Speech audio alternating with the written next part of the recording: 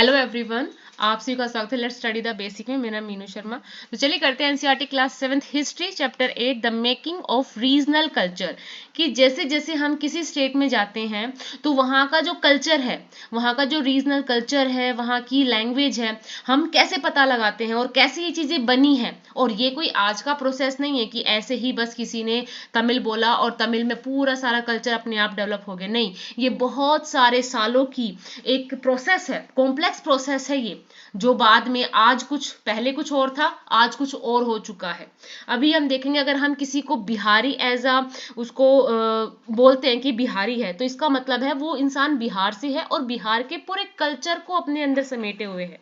अगर हम ऐसे किसी साउथ के पर्सन से मिलते हैं, कोई तमिल है या कोई उड़िया है, तो इसका मतलब है वो तमिलनाडु और उड़ीसा पूरे उस कल्चर को रिप्रेजेंट करते हैं। ठीक है, ऐसे हरियाणवी पूरे हरियाणा के कल्चर को, उसका खाना, उसका पहनावा, वो सब कुछ रिप्रेजेंट करेगा। तो जो हमारी लैंग्वेज है एक्चुअली वो हमें रिप्रेजेंट करती है कि हम कहाँ से आते हैं और हम कैसा कल्चर अपने साथ कैरी करते हैं। तो आज का हमारा चैप्टर इसी के ऊपर बेसिक है, बेस्ड है कि जो हमारी कल्चर लैंग्वेज है वो कैसी थी, कैसे उनका ओरिजिन हुआ। फिर हम मिलेंगे जगन्नाथपुरी कल्ट से कि कैसे जगन्नाथ जो मंदिर है, जो कल्ट है, उसका ओरिजिन होता है, किसने बनवाया है उसको। फिर हम जाएंगे राजस्थान में, जहां शूरवीर राजपूतों का एक डेरा कहा जाता है कि वहां तो कि मिट्टी ही ऐसे शूरवीर राजपूतों को जन्म देती है, जहां सिर्फ यही बातें होती हैं, लड़ाई, जो कभी लड़ाई से पीछे हटते नहीं है। फिर हम जाएंगे अपने बंगाल में, और बंगाल की पूरी जितनी भी ओरिजिन है, बंगाल में जितना भी कुछ होता है उसको डीपली पढ़ेंगे। उसके बाद हम देखेंगे जो हमारे शास्त्रीय नृत्य है, कथक, कथक एक्चुअल में कहाँ से ओरिजिन हुआ, कैसे कथक हमारे यहाँ पे आज घरानों में प्रसिद्ध हुआ, तो ये सब आज हम देखेंगे इस चैप्टर में। तो चलिए अपने चैप्टर को स्टार्ट करते हैं। One of the commonest way of describing people is in term of language they speak. कि जब भी कोई इंसान जैसी लैंग्वेज बोलता है, एक्चुअल में वो अपने कल्चर को, अपने लैंग्वेज को प्रेजेंट कर रहा है। When we refer to a person as a Tamil or an Uriya, कि कभी भी हम किसी इंसान को तमिल या उड़िया करके रेफर करते हैं, तो इसका मतलब है वो अपने साथ तमिलनाडु और उड़ीसा पूरा कल्चर अपने अंदर समेटे हुए है। We also tend to associate each region with distinct kind of food, cloth, poetry, dance, music, painting। कि ऐसा नहीं है सिर्फ एक लैंग्वेज को डिस्क्राइब किया, नहीं, वहाँ का पोट्री, जहाँ कैसी वहाँ कविताएं होती है, कैसा डांस है, कैसा वहाँ का म्यूजिक है, कैसी वहाँ की पेंटिंग, क्लोथ, फूड, वो सब कुछ रिप्रेजेंट करता है। Sometimes we take these identities for granted and assume that they have extended from time immemorial। कि कभी कभी हम किसी चीज को इतना for granted ले लेते हैं कि वो शायद अब कुछ टाइम बाद खत्म हो जाएगी, बट ऐसा नहीं है। However, the frontier separating region have evolved over time। कि जैसे जैसे परिवर्तन जीवन का नियम है, उसी प्रकार धीरे धीरे धीरे धीरे चेंज आते हैं। जो पहले चीजें बहुत इंपॉर्टेंट थी, धीरे धीरे वो क्या हो जाती है, फॉर ग्रांटेड हो जाती है, बट उनके जगह पे बहुत सारी और चीजें डेवलप हो जाती हैं। आपने देखा होगा कि साउथ में, नॉर्थ में, ईस्ट में, वेस्ट में कुछ चीजों में समानताएं होती हैं, कुछ जो त्योहार हैं वो सेम होते हैं, बट बस उनको मनाने का तरीका, उनको करने का तरीका अलग होता है। यही एक डिफरेंस होता है, और इन्हीं को फिर हम कहते हैं regional cultures, regional differentiations. We will see some traditions appear specific to some region, other seems to be similar across region, and yet other derive from older practice in a particular areas but take a new form in other region। कि कोई भी त्योहार अगर किसी भी एक state में मनाया जा रहा है तो वही सेम दूसरे स्टेट में भी मनता है, बस उसका मनाने का जो तरीका है वो डिफरेंट है। अब बात आते हैं chairs the development of Malayalam. अब चेर केरल में एक स्टेट है, केरल में एक स्टेट है, और कहाँ का स्टेट है, ये मोहद्यापुरम में है, मोहद्यापुरम में स्टेट है चेर।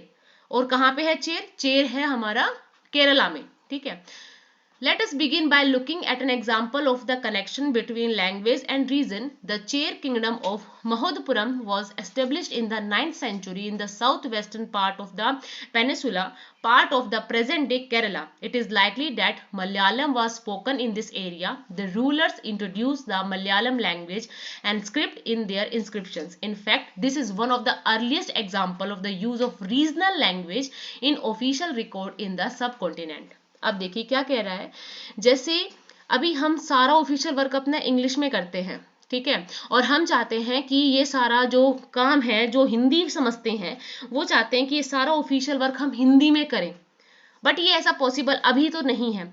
बट यहाँ पे चेर चेर एक ऐसा एग्जाम्पल बनता है मलयालम लैंग्वेज का, कि वो क्या करते हैं, मलयालम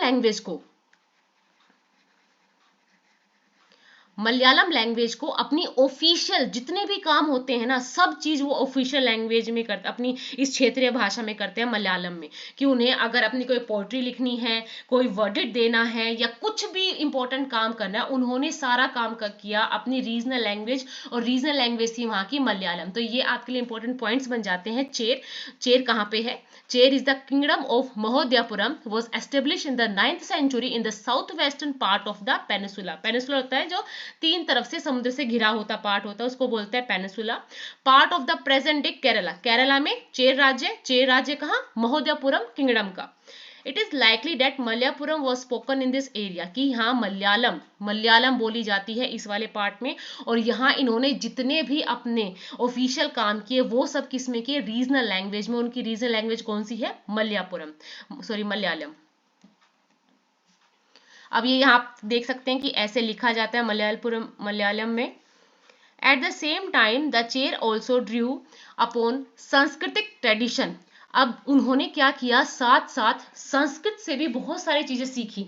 अब ये कहते हैं कि सारी जो द्रविड़ की लैंग्वेज है वो संस्कृत से निकली हुई है, बट संस्कृत से निकली हुई नहीं है। धीरे धीरे जैसे जैसे टाइम पास होता है, तो ब्राह्मण लोग जिन एरिया में जाते हैं तो वहां उन्होंने अपनी लैंग्वेज को इंट्रोड्यूस किया।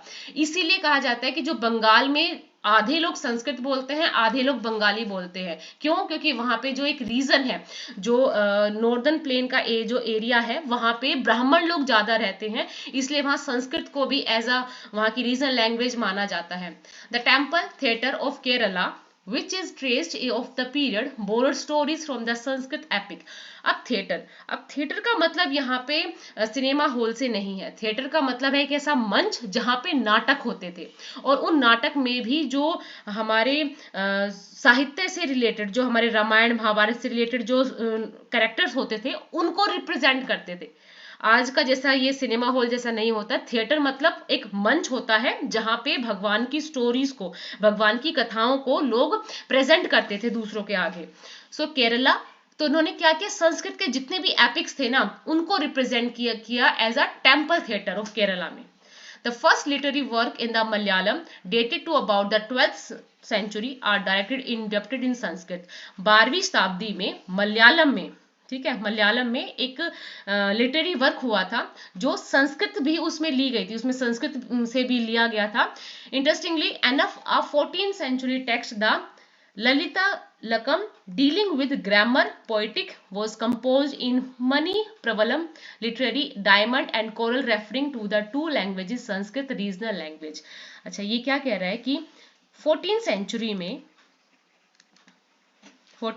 में लीला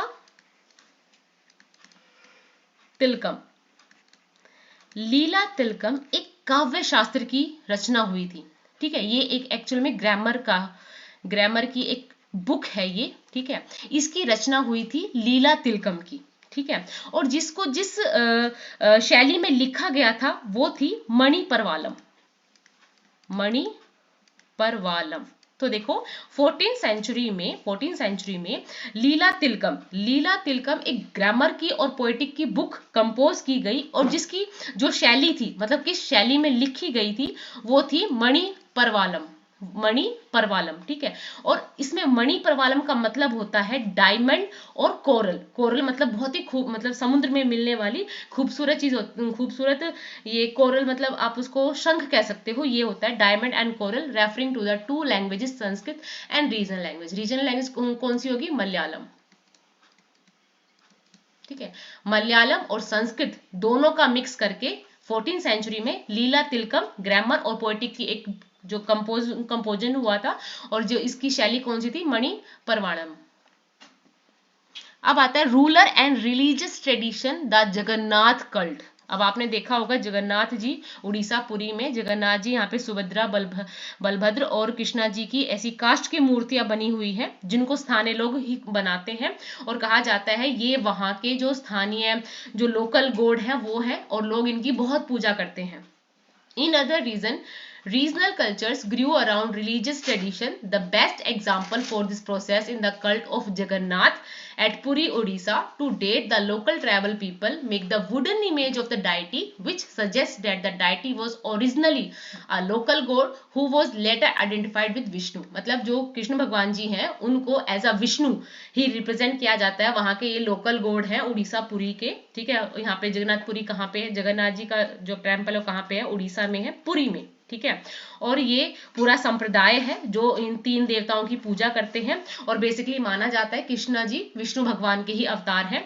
सो in the 12th century one of the most important ruler of the Ganga dynasty Anantvarman decided to erect a temple for Purushottama Jagannath at Puri.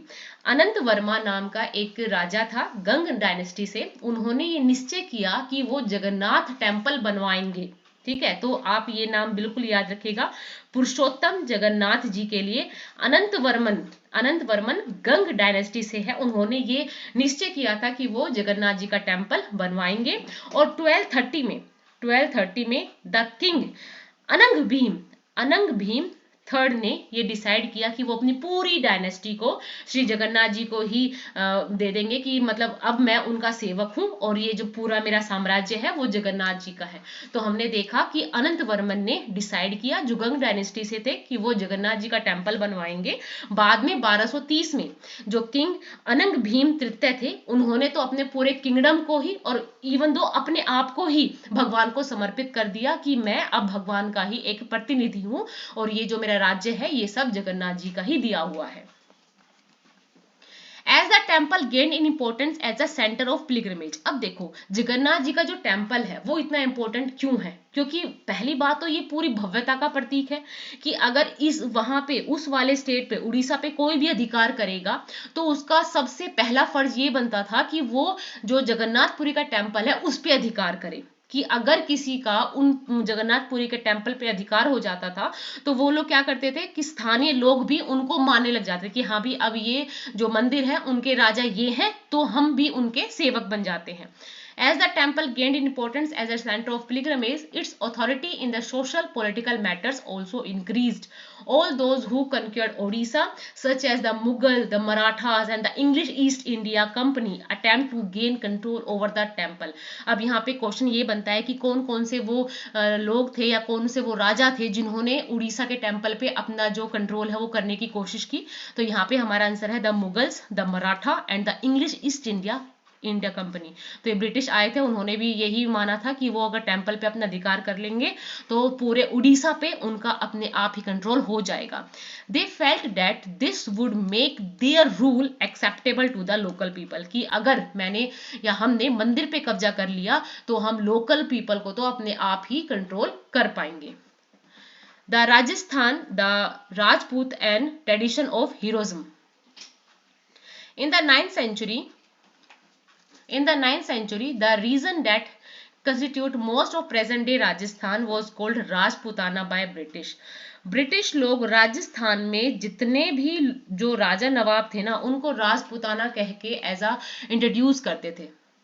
While this may suggest that this was an era that was inhabited only or mainly by Rajputas, ये माना जाता था कि राजस्थान में सिर्फ basically Rajput रहते हैं, but ये सच नहीं है। ऐसे और भी राजा महाराजा वहां रहते थे और भी दूसरे लोग रहते थे, बट स्पेशली राजस्थान को एज अ राजपूत लोगों का उद्गम स्थल माना जाता है कि यहाँ से सारे जो राजपूत हैं वो पैदा हुए हैं, ये उनकी भूमि है। There were several group who identify themselves as Rajputas. मैंने अभी पिछले वाले चैप्टर में भी आपको बताया था और इवन दो 6th क्लास में हमने पढ़ा था कि जो लोकल ट्राइब्स थी उन्होंने जब देखा ना कि धीरे धीरे ये अपने आप को सब रिलीज कर रहे हैं और अपना पूरा किंगडम बना रहे हैं, तो ऐसे बहुत सारे ट्राइबल्स भी थे जो वहाँ के ट्राइबल्स थे, लोकल ट्राइबल्स थे, उन्होंने जो उस टाइम लीडिंग में थे उन्होंने क्या किया, अपने आप को एज अ फ्री डिक्लेयर कर दिया और एज अ राजपूत अपने आप को वो मनवाने लगे कि हमसे ज्यादा जो पावरफुल है वो भी कोई नहीं है। तो राजपूता बेसिकली राजस्थान से ही ब्रिटिश लोगों ने इनको इंट्रोड्यूस किया। There are several peoples other than Rajputas who live in Rajasthan. However, the Rajputs are often recognized as contributing to the distinctive culture of Rajasthan. कि राजस्थान के कल्चर को बढ़ावा देने में या उनको एक विशिष्ट ख्याति प्रदान करने में इन राजपूतों का काफी बड़ा महत्व है। अब यहाँ पे हमें एक फिगर दिखाई दी है और ये फिगर है ये है सिंह, प्रिंस राज सिंह ऑफ बीकानेर। बीकानेर के प्रिंस है राज सिंह, ये राजपुताना ही है। These cultural traditions were closely linked with the ideas, aspiration of rulers from about the 8th century.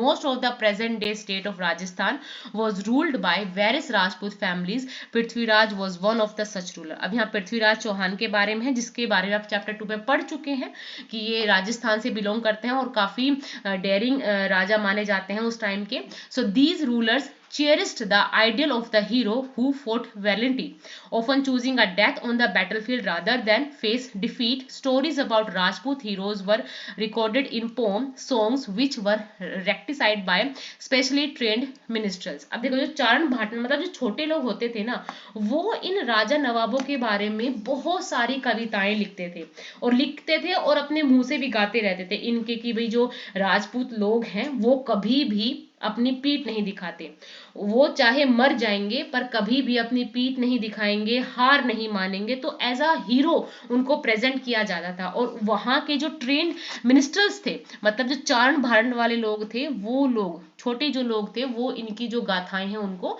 गाते रहते थे। These preserved the memories of heroes and were expected to inspire others to follow their example. और सबसे बड़ी बात, इनकी जो कथाएं हैं या इनकी वीर गाथाएं, उनका गाने का यही एक मकसद था कि लोग इनसे इंस्पायर हो, वो भी हर चीज के लिए डटे रहें, कभी भी ऐसे हार ना माने, पीठ ना दिखाएं।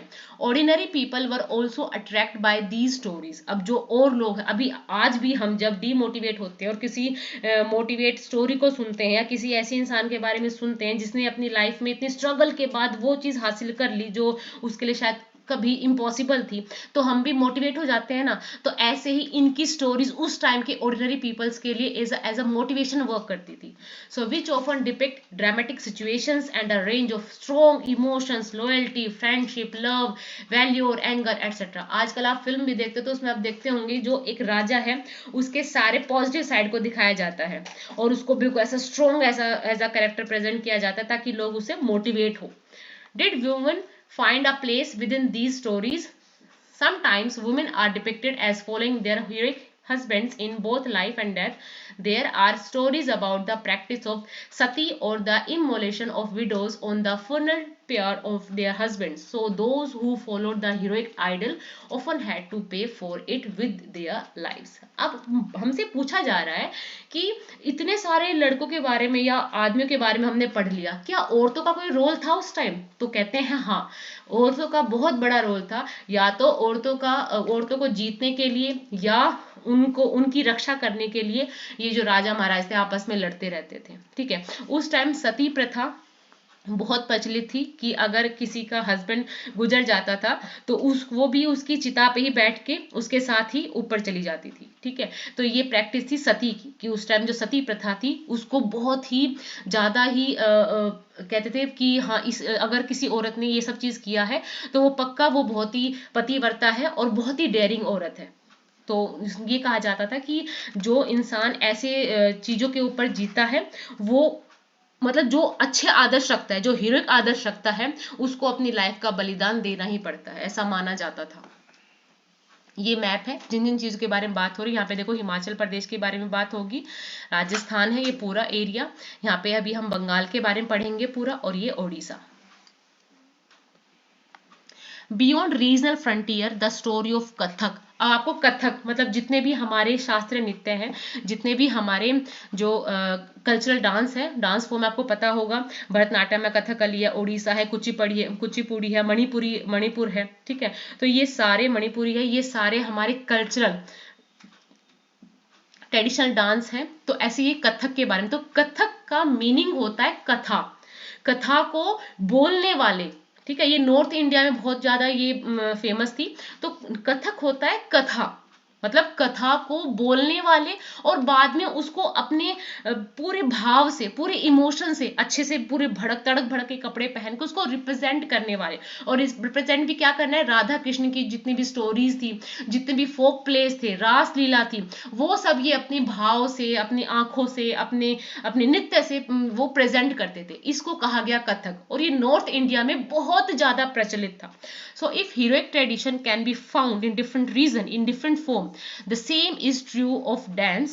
Let us look at the history of one dance form, Kathak, now associated with several part of North India. Kathak North India में बहुत ज्यादा फेमस थी उस time. So the term Kathak is derived from कथा। तो अभी मैंने बताया जो कथक है उसका मतलब ही है कथा।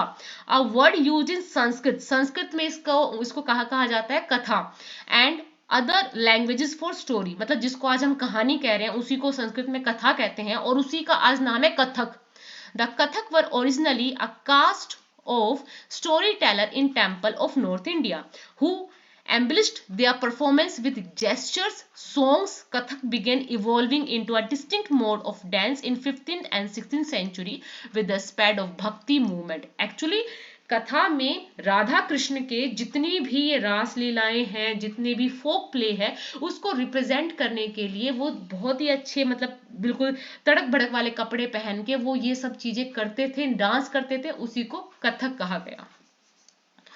Under the Mughal empire and their nobles Kathak was performed in the court. अब देखो जो मुगल दरबार होते थे या जो ये राजघराने थे, ये लोग इनको बुलाते थे, इन लोगों को बुलाते थे कि कि हमारे सामने आप प्रेजेंट करो, कि कैसे भगवान की कोई कला दिखाइए या कुछ भी ऐसा नाटक प्रेजेंट कीजिए। तो ये घरानों में वहां प्रसिद्ध हुई, मुगल एम्पायर और उनके नोबल्स में। Where it required its present features, developed into a form of dance with a distinct style. Subsequently, it developed into tradition of gharanas. अब जो ट्रेडिशन है उसी को घराना बोला गया है। तो पहला घराना है राजस्थान जयपुर में, और दूसरा है लखनऊ में। मतलब यहाँ दो जगह, राजस्थान और लखनऊ, ये ऐसी दो जगहें हैं, दो घराने हैं जहाँ पे ये बहुत फेमस हुई कथक, जहां पे फेमस हुए। Under the patron of Wajid Ali Shah the last Nawab of Awadh, it grew into a major art form.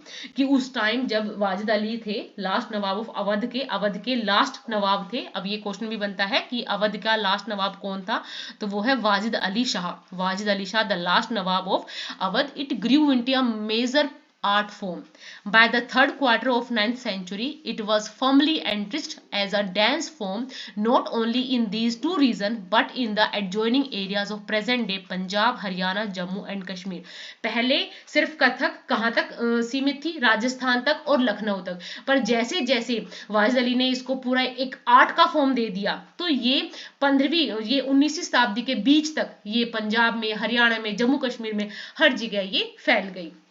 यहाँ पे बिहार और मध्य प्रदेश भी इसमें इंक्लूड है।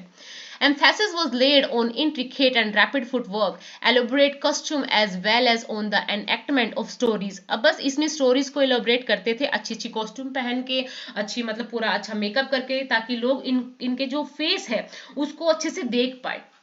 Kathak, like several other cultural practice, was viewed with disfavor by most British administration. अब जैसे ब्रिटिश लोगों को हम लोग पसंद नहीं थे, वैसे उन लोगों को हमारे ये चीजें भी पसंद नहीं थी। जो कथक था वो ब्रिटिश लोग बिल्कुल मना करते कि ये सब क्या है, ये बकवास, इसको बंद किया जाए। In 19th century, however, it survived and continued to performed by courtisan, मतलब जो कोर्ट में डांस करने वाले लोग थे, उन्होंने इसको बचा के रखा। अदरवाइज जब ब्रिटिश लोग आए ना हमारे इंडिया में, तो ये बिल्कुल उन्होंने बंद करवा दिया था, और जहां भी होता था उनको ये सजा दे देते थे। And was recognised as one of the 6 classical form of dance in the country after independence. जब हमें आजादी मिली तो हमारे 6 क्लासिकल डांस फॉर्म बने, और उसमें इनका नाम शुमार था। तो आप देख सकते हैं क्लासिकल डांसेस, ये ऐसे गणिकाएं बोलते हैं इसको, कोटिशन बोलते हैं। तो भरतनाट्यम, कथकली, ओडिसी, कुचिपुड़ी और मणिपुरी। आप देखो भरतनाट्यम तमिलनाडु से, भरतनाट्यम, ठीक है, और ये कथकली केरला से, ओडिसी ओडिशा, कुचिपुड़ी आंध्र प्रदेश का क्लासिकल डांस है, और मणिपुरी मणिपुर का। Painting for patrons and tradition of miniature. अब जैसे जैसे डांस फॉर्म आ रहे हैं, लैंग्वेजेस आ रही हैं, तो पेंटिंग्स भी तो बनती हैं। हमें कैसे पता चला कि उस टाइम क्या था, क्या चीज थी। तो ऐसे अब धीरे धीरे इवोल्यूशन हो रहा है, और इस इवोल्यूशन में क्या हो रहा है, छोटे छोटे चित्र बनाए जा रहे हैं। और वो चित्र किसके बन रहे हैं, वाटर कलर से बनाए जा रहे हैं क्लॉथ और पेपर पे। So the earliest miniature were on palm leaves. जो सबसे पहले छोटे छोटे, जो अर्लीस्ट में जो छोटे छोटे चित्र बने थे, वो कहाँ बने थे, किस पे बनाए गए थे, पाम लीव्स और वुड पे, की लकड़ी पे, और जो ताड़ की जो पत्ते होते हैं उसके ऊपर बनाए जाते थे ये छोटे छोटे चित्र। और किस चीज से, वाटर कलर से। Some of the most beautiful of these found in western India, western India में ज्यादा पाए गए।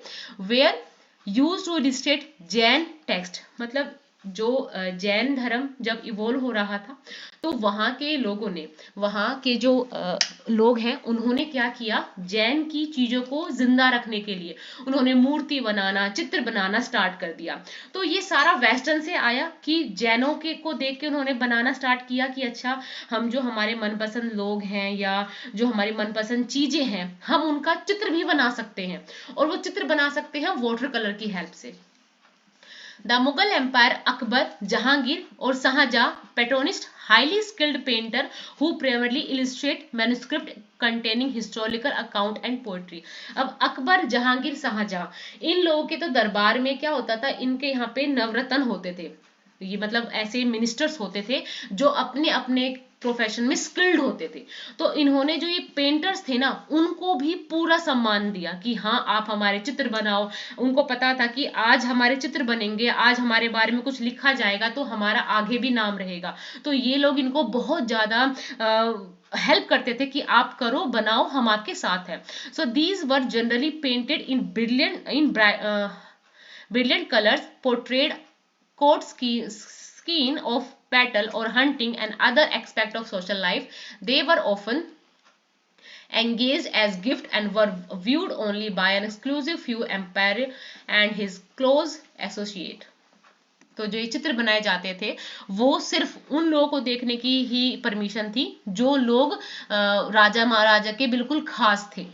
तो चलिए आज के लिए इतना ही रखते हैं। Thank you and keep watching.